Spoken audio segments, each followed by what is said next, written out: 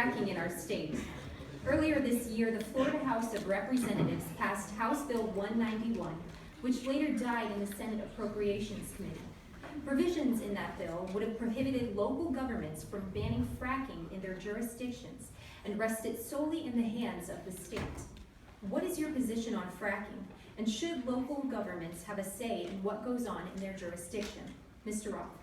I am glad that I get the opportunity to give that answer first. One of the ways I love to answer questions is tell you about history, because I cannot change history. I cannot change what I've done. I can't change my answer if I'm quoting history.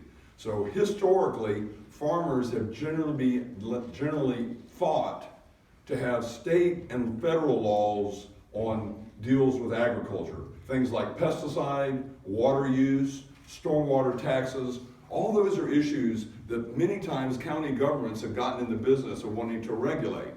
And if you're a farmer, you could be farming in 3 or 4 different counties if you're a pretty good sized farmer. Not me, I farm all in Palm Beach County.